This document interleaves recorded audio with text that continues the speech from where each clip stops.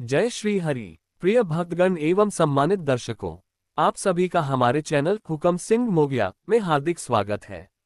भारत की समृद्ध संस्कृति और धार्मिक परंपराओं की जानकारी आप तक पहुंचाना हमारा उद्देश्य है। आज हम आप सभी को रंगों के महापर्व होली की पौराणिक कथा सुनाने जा रहे हैं, जो न केवल आनंददायक होगी बल्कि आपको धार्मिक और सामाजिक दृष्टि से भी नई सीख देगी।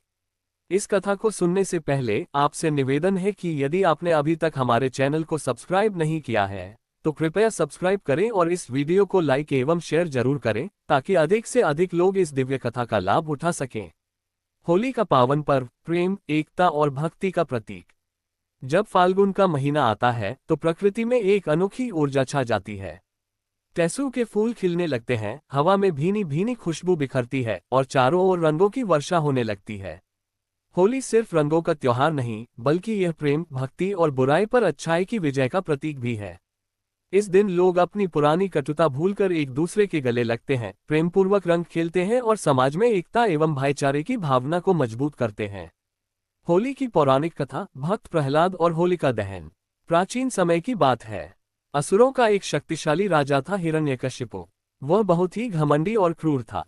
उसने कठोर तपस्या कर भगवान ब्रह्मा से अमरता का वरदान प्राप्त करना चाहा, परंतु भगवान ब्रह्मा ने कहा कि अमरता देना संभव नहीं है। तब हिरण्यकशिपु ने एक विशेष वरदान मांगा। 1. वह न दिन में मरे न रात में। 2. न किसी मनुष्य के हाथों मरे न किसी पशु के हाथों। 3. न घर के भीतर मरे न बाहर। 4. न किसी अस्त्र से मरे न किसी शस्त्र से।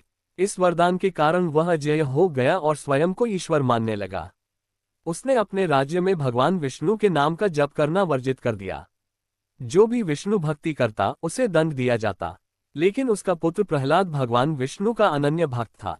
उसने अपने पिता के आदेशों की अवहेलना की और विष्णु भक्ति में लीन रहने लगा। जब हिरण्यकशिपु ने देखा कि उसका पुत्र उसकी सत्ता को चुनौती दे रहा है तो उसने प्रहलाद को मारने के लिए कई प्रयास किए। उसे ऊंची पहाड़ी से गिराया गया, लेकिन भगवान विष्णु ने बचा लिया। उसे विष दिया गया, लेकिन वह अमृत बन गया। हाथियों से कुचलवाने की कोशिश की, परंतु हाथियों ने उसे छुआ तक नहीं। अंत में हिरण्यकशिपु ने अपनी बहन होलिका को बुलाया। उसे वरदान था कि अग्नि में जल नहीं सकती। उसने प्रहलाद को गोद में लेकर अग्नि में बैठने की योजना बनाई, लेकिन भगवान की कृपा से होलिका जलकर भस्म हो गई और भक्त प्रहलाद सुरक्षित रहे। तब से हर साल होलिका दहन किया जाता है, जो बुराई पर अच्छाई की जीत का प्रतीक है। होली का सांस्कृतिक महत्व। भारत के अलग अलग राज्यों में होली के अलग अलग रूप देखने को मिलते हैं। 1. बरसाना की लट्ठमार होली। ये राधा कृष्ण की नगरी में खेली जाती है, जहां महिलाएं पुरुषों को प्रेम पूर्वक लाठियों से मारती हैं और पुरुष इसे ढाल से बचाते हैं। 2. मथुरा और वृंदावन की होली। यहाँ गुलाल और फूलों की होली खेली जाती है, जिसे देखने के लिए देश विदेश से लाखों लोग आते हैं। 3. शांतिनिकेतन की होली बासंत उत्सव। यहाँ होली को रंगों के साथ संगीत और नृत्य के उत्सव के रूप में मनाया जाता है। 4. पंजाब की होली होला मोहल्ला। सिखों के लिए ये युद्धकला और वीरता का प्रदर्शन करने का पर्व है। 5. बिहार और उत्तर प्रदेश में फगुआ।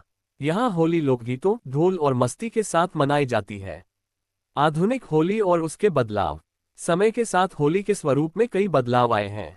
पहले लोग प्राकृतिक रंगों से खेलते थे, लेकिन अब रासायनिक रंगों का अधिक उपयोग होने लगा है, जो त्वचा और पर्यावरण दोनों के लिए हानिकारक है।